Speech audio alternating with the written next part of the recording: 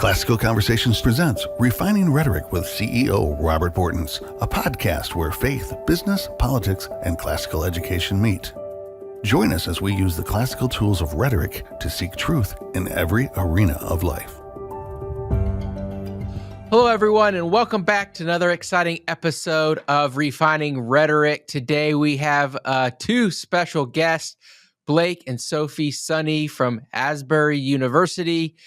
Sophie actually was homeschooled. She's the oldest of 5 kids, an Air Force brat, and she actually participated in classical conversations for several years. So I'm excited to hear how that transition went from a CC education to a liberal arts education. She has earned her MBA, and she's working at the Office of Institutional Research and Strategic Initiatives. And she's also an adjunct teacher for some college writing courses. So if your kids are in CC, they could actually get taught by a CC graduate, which is super cool. And Blake's experience ranges from admissions, marketing, and communications. If you've been to our graduation ceremony or our national events weekend, you may have met one or both of them in the past, so definitely come and check that out in the future. And he has a role with the Homeschool and International Admissions Counselor. And so parents are always worried about, how am I going to get my kids into college? Blake probably laughs at that question now, but I'm sure he will calm you down and let you know why classical conversation students are so, so in demand at universities around the globe. And Asbury is definitely one that we suggest you guys go check out. So both of you, welcome to the show. Yeah, glad to be here. Great to be here. Now, Sophie, I'll just start with you because you were homeschooled and you got to experience some of the classical conversations curriculum. So tell us a little bit about that journey. Were you nervous getting into college and how just all that went down? So I was homeschooled from 5th grade and then did some foundations and some challenge courses, and then actually I went on the CC cruise the year before I graduated, so I got to see a CC graduation, even though I didn't graduate with CC. And I was initially bound and determined not to go to college. I'm like, I'm going to go and intern at a barn, and I'm going to be a horse trainer. And that would have been a perfectly good life for me. That would have been totally good. And my parents were very gracious. They did not push. They said, whatever you want to pursue, as long as you can sustain yourself, we'll support that. So my youth pastor gave all the seniors in our youth group this thick catalog of all the Christian universities in America. And I promptly threw that thick catalog into the passenger side floorboard of my mom's minivan. And it got kicked around there for a few weeks. And it fell open to Asbury's page one day, and it had a picture of a horse on it. And my mom surreptitiously looked over. She said, "Sophie, have you looked at that one?" And I had not. And so, the rest is history. I ended up coming here. And I think the idea of coming to college, and I think especially for my parents, the idea of just the admissions process and not having those records and transcripts built in, like having to create those, was intimidating. But, my mom had kept really good records of all the classes that I had taken and was able to put that together and get some insight from others in our community. And the process was a lot smoother than we had anticipated as far as that was concerned. There was no problem with the transcripts being accepted or anything like that. And then I came to Asbury, and it was just a really good fit. I knew that I wanted to be at a Christian school, and I knew that I didn't want to be at a huge school. And Asbury has about 1,200 students on average. And so it just fit really well. And the liberal arts approach, being able to study many things like I had experience in homeschooling, be able to kind of tailor my education to my interests, that was a really natural progression. I got to use my electives where I wanted them. I took a social psychology class, even though I was not a psychology major, and just explore lots of different things. So it was a pretty easy transition, pretty natural, going from homeschooling and some CC to Asbury. Nice. And I'll just do a quick little plug for Classical Yeah. Conversations. We just launched a transcript service as part of our CC Connected platform. So all of the parents in Challenge now have access to that. So I know that can be intimidating for you. So, I want to go ask you, Blake, as someone in admissions, we'll just talk about transcripts real quick. But what are some of those things that help parents or help students stand out when you're looking through transcripts and seeing if they're a good fit for Asbury? Yeah, absolutely. So the biggest thing is that, obviously we know transcripts can be a very stressful process, especially depending on if you bounce between different curriculums and sorts of things. And that's one of the things that's really helpful about working with CC is there is a lot of consistency there, which is really helpful. But also we know that every parent is the authority on their child's education too. And so we really support them. And if they need help working through transcript, templates or those sorts of things, we walk through that. But really give me a list and some grades and I'll take it. But I would say just making sure we like seeing a well-rounded student. So, if there's some art classes or some more liberal art classes in there where you're touching on different topics, just in the same way we teach at Asbury, a foreign language is always great to see. We also like to see, some good mathematics history and some science and writing. And, as long as we're seeing those things, that's really what we're happy about. The other thing too is that we're watching this trend of more and more homeschoolers are stepping out into the world. And as these families are growing, we're watching too, these academic histories are also raising. The GPAs are getting a lot higher, specifically in those homeschool populations. And even the essays, oh my goodness, have gotten so much better as far as the way that they're written. A lot of times you kind of you skip over some of those grammar things. And now it's no, this student is prepared and he's really been worked well. And so we've been really excited to watch that process too. I got a question for both of you. The Atlantic magazine did an article, in 2024, a few months ago, and they said the elite college students who have never read a book. I don't know if you guys read that article, but they had a whole thing about how all these Ivy League students, they're having trouble getting them to read a book from cover to cover because they had never read one in high school. And that does not sound like an institution that I want to send my kids to in the future. But what are you seeing, with the kind of new generation of students coming in? Are homeschoolers really differentiating themselves from people of different backgrounds? And, what things are y'all seeing there? So I can just speak from my adjunct experience. I've taught college writing 1 twice at this point, and I'll teach college writing 2 for the first time in the spring. And so the first time I taught it, I was using more short stories and articles. And this semester, I was intentional to have us read 2 whole books, just to really give students the experience of reading good, enjoyable literature all the way through. And it is challenging to get students to engage with even not a terribly long book, but a full book. So I would say that the Atlantic is definitely onto something, that there is a trend towards shorter pieces. And I mean, I think there's a lot that goes into our attention spans being shortened and all those things.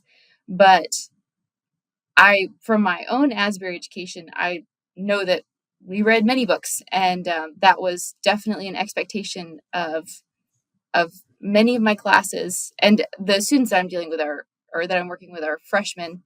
And so I'm trying to prepare them, you are going to have to do a lot of reading, no matter what your major is. So I would say that Asbury is definitely resisting, I don't know what you would call an anti-reading movement, or a hyper-shortened piece movement. So yeah, it's definitely something that teachers are dealing with, though, that students are more resistant to reading longer pieces. Yeah, and Robert, I think if I could add to it real quick, I totally agree with that too, in the standpoint of, so actually growing up, I have dyslexia, and that was something that was a big challenge for me, and that was never able to push past that into the point of reading. Like audiobooks, yes, that was a thing, going to the library, checking out your CDs and go and put them in your record player or CD player. But at the same time too, falling in love with, and one of the classes that you take here at Asbury is a literature and culture classes. You're learning about how does literature and culture affect one another. That was so interesting. But you read classics for the first time and you understand them a little bit better. So you read Dickens, but you don't read just Dickens. You realize, why did you write the way that you wrote? And that was all about, he got paid by the word back in the day. Could you imagine turning in a homework assignment where all of a sudden you got a better grade for writing more words? Like, come on. But then reading, Agatha Christie and those sorts of things. And you're realizing that, oh my goodness, well, people back in the day had this attention span that was huge. For years you go on, there was nothing else going on back then. And nowadays they say we have the attention span of a goldfish. So if you're scrolling through your phone and in 5 seconds it doesn't click, you're on to the next thing. And so I think that is so important as we're growing into this next generation. We're watching how, some people are saying this next generation is, they're getting bored with the content that's there. And surely you would if you can only last 5 seconds. But we're watching adaptations of even Agatha Christie books coming back into movie form and those sorts of things, which is interesting. But I'm hopeful, but I think Asbury's doing a lot in the way of bringing back those foundational things to get us back on the right track. To address the homeschool piece of your question, I do think that typically some homeschoolers have a greater capacity for reading, that since learning is more self-directed in a homeschooling environment, and you are not, never did I ever receive a PowerPoint presentation in my homeschooling experience. You are doing your own learning. I think that's naturally more book centric. So I do think that they are definitely more amenable to the idea of reading long works and being engaged through that process. That's great to hear. Now, Blake, how has it been recruiting homeschoolers? I know obviously you've been to our events and doing this podcast, but homeschoolers are notoriously hard to find in some ways, especially we have our own marketing department and we know that they can be difficult to find. So what have you seen? How is the progression of finding homeschoolers? Obviously, there's a big homeschool boom post-COVID. What are y'all doing to reach out and help homeschoolers see if Asbury University, is right for them? Yeah, great question. So actually my position is more on the new side of things. We've actually never had a person that was specifically for homeschoolers. So it was always something so our admissions counselors are based off of territory. So, if you're in these states or whatever, and we were realizing that this population was really growing. It was thanks honestly to my director who brought it to my attention and said, what would you think about this idea of kind of walking alongside homeschoolers specifically, and international students too, but specifically our homeschoolers?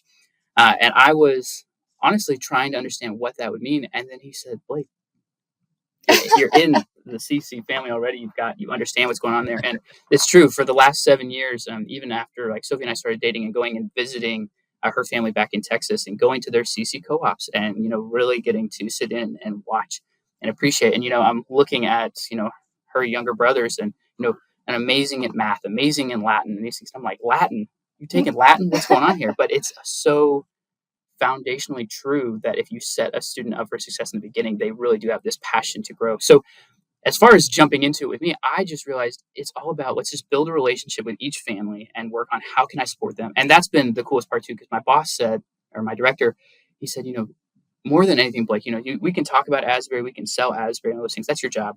But what your real job is to walk alongside and pray with each family to help their student go wherever God is calling them to go.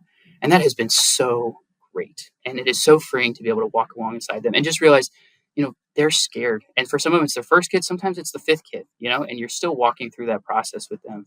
But as far as finding them, I have realized that they are showing up more regularly than I thought. So having to go out and seek them and find them in the world, we do that. And that is something that strategically I will go out and find and go to certain co-ops or different church groups and find them. But also they just come. And that's been what's so rewarding too, is if it's God's way, then they show up.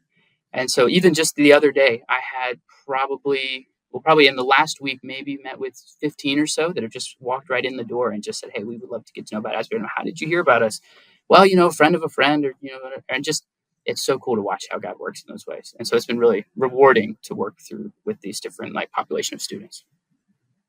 Now, a particular student could be very successful at one university and maybe fail or be less successful somewhere else. And I know part of your job is not just to find people who want to go there, but to find people who are going to be a good fit for that experience and help, uplift the student body and be good alumni and those type of things. So, what are some of the differentiators? Like, why would someone want to go to Asbury University instead of somewhere else? Or what are some of those things that you see in students that lead to success that might be something that says, you really should go here, or maybe, this isn't right for you. You probably want to look at, maybe this type of institution instead.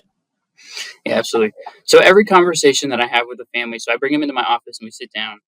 And before we even talk about Asbury, I just want to get to know them. So, it's things like, what's the go-to thing to do with friends on the weekend? Or, what is, the go-to like song to listen to on the radio? Or if you could have any dream job in the world, and I'm not even talking reality for a second, I want you to go straight up to the, be an astronaut, be a race car driver. What are the like dream jobs? And then we work our way down to reality and talk about those things. And then I say, what are like when you're trying to pick schools to even go visit, what are those things that are sticking out to you at a school to make you go, that's the one I want to go to? And from that information alone, they sound like a bunch of random questions that don't line up. But when you listen to a student, you figure out what is their passions and what have their parents like set as their foundational truths. It's been so easy to watch. And I look at them and I'm like, man, I want you. I would love for you to come here. But then at that point too, I believe that stories are so helpful as well. That's why Jesus used stories in the Bible, Yeah. and to listen to their stories, but then also to share stories of my own as far as like my journey of trying to find out where was God calling me to go. I watch and ask them, how does my story relate to you? And if they're like, I follow it this way and I totally see it. I'm so glad that you shared this, that I feel this way. And it's like, great, then let's talk more about that. But at the end of the day, I really want the students to find if this is the intentional place for them. So what I usually recommend is I said, great, I'm so glad you were here. What I would recommend is tonight, if you haven't already done this before, make sure you're doing your pros and cons list. Sit down with your parents. They are the biggest resource. They know who you are deep down, even if you're like, Mom, you don't know, understand. No, they do. And so walking through that process and saying, write down every little detail. We're the color purple. Great. You met with this guy named Blake who talked way too much, and all these different steps. And then I said, in the end, you lay them all out, and then you can go and knock based off of what are your big pros and what are your big cons, and that's how you navigate from your 8 schools down to 2, and then you give it to God. And if in our ability to help you and answer questions, then it's our job to do that exactly. But as far as looking at our students and seeing, what are those things that set them apart and make them better on our campus, I think being like understanding who they are, or at least understanding that it's all God's will and it's God's, it's God's money that's going to pay and going to provide those things for scholarships and those things. That having that mentality is really helpful. And then obviously, the academics, GPAs and all those things are also good to look at. So we do that as well. Yeah. If I could add to that a little. Oh, go ahead. Yeah, go ahead. So there is a class at Asbury that some of the freshmen are enrolled in, and they have to interview a professor. And so I have been asked to be the interviewee in these situations a few times. And one of the questions in this assignment is, if you had one piece of advice that you could give to me, what would it be? The students are asking me this. Mm-hmm. And so my answer every time is just to really take advantage of the opportunities that are available on campus. Not only are the professors well-educated and experts in their field, but they also are super invested in the students. And they would not work at a place as small as Asbury unless they wanted to be in relationship with students. And, the student life events and lots of spiritual development opportunities. So I think one thing that people should take into consideration as they consider Asbury is, are you willing to be open to lots of different opportunities and kind of go and seek those out and just embrace that experience? And if you are willing to just really drink it all in, then I'd say that Asbury is a great place for you. We're not going to take you out of your dorm room and force you to go to these things, but there are just a lot of opportunities if you have the wherewithal to go and be a part of them. Mm. Yeah, I don't think any of my professors knew my name unless they reviewed the absentee list. Top. But that's what happens when you take 20 credit hours every year or every semester. Oh, wow. You Yeah. got to figure out how to balance all that. Yeah.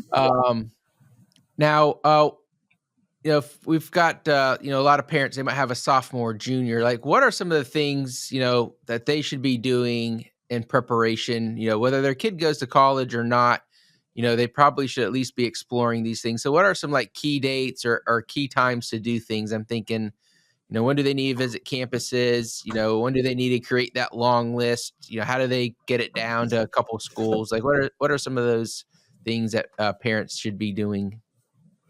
Yeah. So right now, especially as a younger student, helping them realize of what are their passions and what is their heart's desire in there, and understanding what is the purpose of college. Understanding those things I think are really important. But alongside that too, I don't think there's any reason why a student can't come and walk around a campus and start to understand some of those things, especially taking those dual credit classes, and those things are really helpful. But realizing that college is not this thing to be afraid of is so helpful. So I have had an 8th grader walk into my office and sit down and go, "Can I talk to you about college?" And I'm like, 8th grade? Yeah, dude, let's dream. And, we don't necessarily have to go through the financial stuff and those sorts of things right then, but just to talk about, what does it look like to look at a college course sheet, right? That's one of the first things we sit down and talk through. So we have what are called foundations, which is the same thing as a gen ed, depending on what school you go to. But during those looking at those, if you look at one of those sheets and you see all the classes that are on there, you go, "Holy smokes, I'm in college for 12 years. And it's like, no, buddy, it's a 4-year degree. Yeah. But through that process, realizing okay, you're counting the dashes, not the classes, right? You're realizing that at a Christian liberal arts, what does even that mean? Being able to define, the fact that you're going to take all these different courses from a wide array of things for the purpose of creating a well-rounded person in the end when they walk out of here, which is so cool. But teaching even those skills, so that way when it does come that time, we have a better understanding of, oh, this is what college is, and this is what I want out of a college. The amount of students that come in and I say, "Okay, so what are the 3 qualities of your dream college?" And they're like, "I have no idea." And I'm like, "Okay, well, we got some work to do because you're a senior in high school. We gotta get the ball rolling." But at the same time too, when you are prepared and you've had the opportunity to walk through and meet people, I think that's super helpful. So if I could encourage even the CC families, if you're interested, we actually have a homeschool visit event that'll be this spring. I believe it's in March. I apologize for not having the date off the top of my head at the moment. It slipped my mind. But it is a great opportunity where it's just a time of slowing down. We have time specifically for our students, but we're also going to get you to get to meet some of our own students. 20% of our student population is homeschooled. And so that is a really cool fact too, of having people that have been in their seats and have watched that transition happen. And we think that having conversations with them is going to be way better than even talking to me. So we're going to get you in front of professors. You actually get to come in. You can actually stay in the dorms if you want to. You can stay in the dorms. You get to go to our chapel services. You sit in on classes. You're going to have financial aid seminars to actually understand how to file FAFSA, how to do scholarships. We're going to walk through that whole process together. And at the end of it, we're going to really sit down and support you. And then you walk out of here with this knowledge of, Asbury's a great school. It's an option. But we're also equipping you with the information so you can go and see beyond that too. Yeah. And it was just interesting to me, even before the role of homeschool admissions counselor was created, we pretty much already had that statistic of 20% homeschool. So it was just interesting to me to learn that it was already attractive and approachable to homeschoolers. Yeah. And I mean, I think that number is going to grow too. Yeah.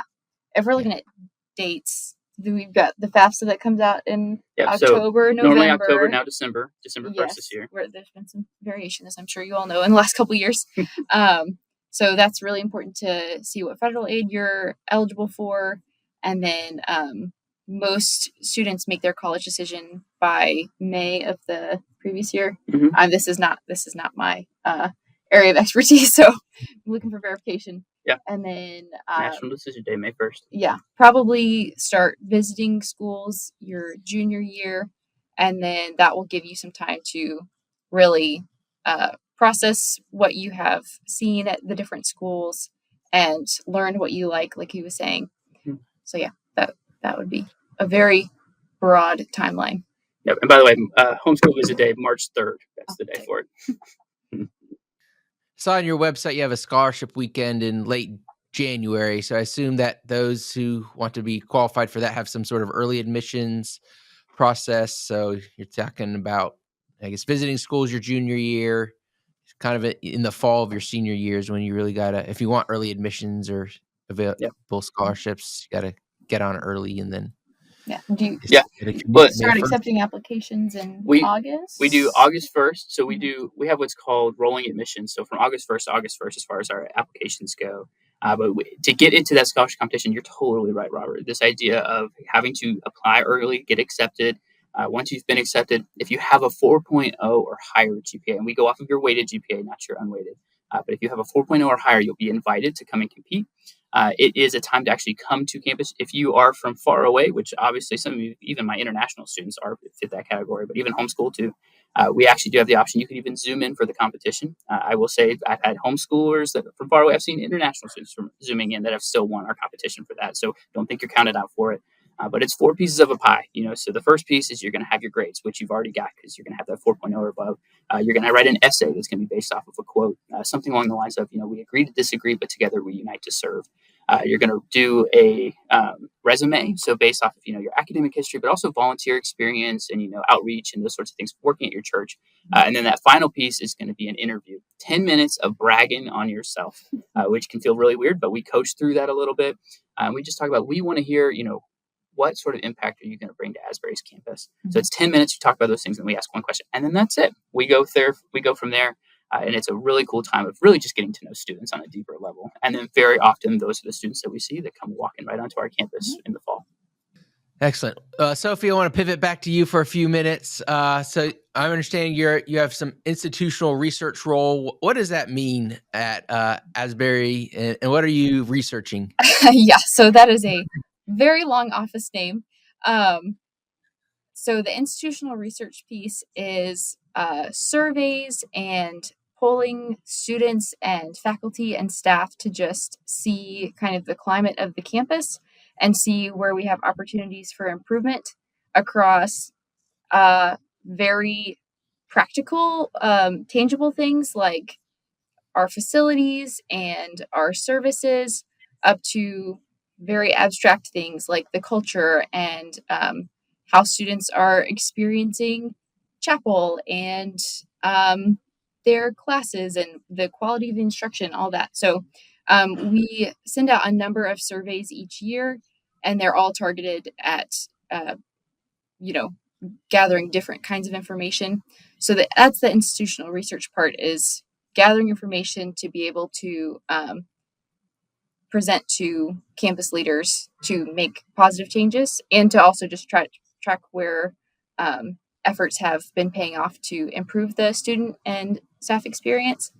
And then the strategic initiatives part, so it's the Office of Institutional Research and Strategic Initiatives. The strategic initiatives is kind of an intentionally broad name to allow us to go in and optimize processes and just do some critical problem solving across almost any area of campus. I've been involved with projects ranging from improving the maintenance request system for our students to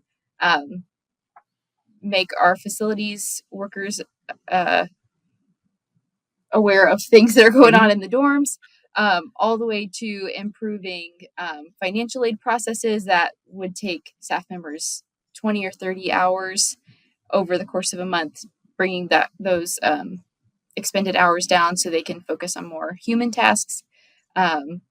So yeah, that's in a nutshell the work of Well, that institutional makes my heart research. sing because you're basically trying to help everyone flourish more and cut red tape and Yes. make everything better for not just the students, but also the staff. And of course, all those things work together to make a wonderful institution. And then I also understand you have a couple small businesses, baking, Oh, yes. services. Homeschoolers are always so entrepreneurial. So not only do you have a full-time job, but you got a side gig as well.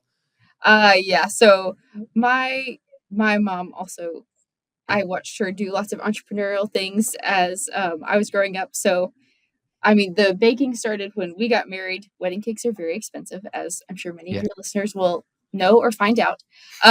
So in my college apartment, I would make a cake every weekend to test things out. And then it was a fun time, yes.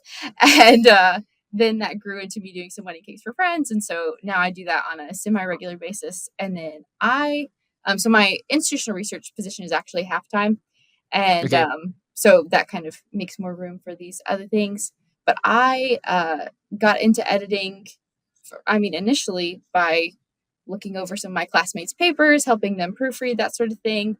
And then my academic advisor is also an author. And so I started editing some of his, or my academic advisor when I was an undergrad. So I started editing some of his books, got contacted through the English faculty here after I had graduated to edit a memoir. And now I have just finished working on a second memoir, and I just love that process. I can write, I can enjoy writing, but taking something that someone has poured so much love and energy into and really making it the best that it can be is, I just love that so much. I just love editing. So we're getting there. They're growing. I need you because I like to do the first 90% of work and I hate to do the last 10%. It sounds like you're a person who loves to do the last 10% of work. Yes, It's pretty good. for the book part. Yes, for sure. I empathize with your first 90% on some other things, though. I'm sure. Nice. What are y'all? So talk to us a little bit about like what you're seeing for the homeschool. You said 20% of them are homeschooled. I'm sure a good portion of that are classical conversation students. Do you see? I mean, can you see a difference on campus between those who come from a homeschooling background or a classical conversations background and their peers? Like, do they look weird or have bad social skills? Like, what about what do you see in the difference in education? I'm joking around a little bit. Yeah. No, absolutely. But I I hope. mean, it is something to watch with our professors. You can hear that conversation of when like we have scheduled meetings where prospective students will come in and they'll meet with professors, and when you're like, hey, so this is a homeschool student, and they're like, oh, thank goodness, because they know that there is this habit of wanting to like appreciate their education, and they've been taught the right way. Which has been really cool to watch our professors that are even excited about that. As far as trends go, too, I think you totally said it earlier, Robert, but this idea that ever since COVID, there is this boom of homeschool population that's just growing. And I think even that idea of taking a gap year and all those different options, a lot of those are this new movement that's on its way. And so we're watching some of those ripples that are coming through, but I absolutely do. I think a homeschool population is going to grow. I've also watched the CC population grow. Even going to like over the past fall, I was going through and I guess the summer, and going into some of the practicums and those sorts of things, meeting with families and talking with them. Just as they're learning from you, I get to share a little bit too, which has been really cool to walk it with and partner with. But even in this past year too, I went to my director and I said, how cool would it be if we could have a CC partnership to the level of even having, scholarships available for it? So we have, just starting off right now, we have a $500 a semester scholarship if you graduate from a CC school. Ends up being around $2,000 total, but I'd like to see that grow too a little bit. And then along with that too, we've got a team back partnership. So that's another thing that a lot of homeschool students are going to as well. And I'm excited to see, as we see this population grow, to see how else can we be supporting families and students. So it'll be really cool. That's just so encouraging to our families that you guys put your money where your mouth is and just saying, just because you had this experience, we just, value that so much that we're just going to, kind of have an automatic scholarship there for you. And I think it speaks to, not just what we do here at the home office, but really what's going on in those, those households and those directors and how they're building up those young people. So that is so cool. What is the website for you all, and any social media, or what's the best way to connect? Yeah. So asbury.edu is the best place to start. It takes you to our homepage. And if you're not familiar with Asbury, I would totally recommend to start there. There's all the fun, easy buttons that are all across the top that you can use. A couple of things that we've done recently that would be helpful is, one, we have, right as you the first scroll down, you're going to see we have a whole virtual tour. You can walk through campus and get to see at least what we're working with. But then also at the top, you have all the easy tabs of financial aid, applying, and all those things that are easy. But there's also a really cool tool called the College Tour. There's an Amazon special that we did recently. And they basically, it's from our students and our president. You'll hear a little message from him as well. Each segment's about 3 or 4 minutes long. But it is a time to actually listen to our students' voices. That was not something put on by our marketing team. They did not script them. It was our students that wrote their own scripts. But I think that is a great way to get to know students and get to know Asbury and really who we are. Mm-hmm. And so that's been a really cool tool. Yeah. And there's an Instagram page as well. Yep. Just search Asbury University. It'll be the first result. Mm-hmm. And then we also have an Asbury admissions page specifically that we'll make sure to keep deadlines out there on to make sure as far as like applying for scholarship competition and those things. So we try to stay current on that too. Yeah. We'll put all those links in the show notes so people can find them. So Blake and Sophie, just thank you so much for joining me today, telling us a little bit about your homeschool background, why Asbury University wants to, get classical conversation students there, and just a little bit about what you all have going on. So thank you so much. Yeah. Thanks so much for having us. It's been great. Absolutely. All right. Thank you so much for joining us today on Refining Rhetoric. There's so many universities now that are, just trying to find classically educated students. And so if you're in classical conversations, you're at the right spot. And you want to find a university that reflects your values. Of course, Asbury University is going to be one of those few that you can feel comfortable sending your kids to. So until next time, God bless and have a great day. Thank you for listening to Refining Rhetoric with Robert Bortons. Want more? Make sure to subscribe so you won't miss an episode. You can also follow us on social media to continue the conversation, and visit classicalconversations.com/rhetoric to find out how you can join a local homeschool community.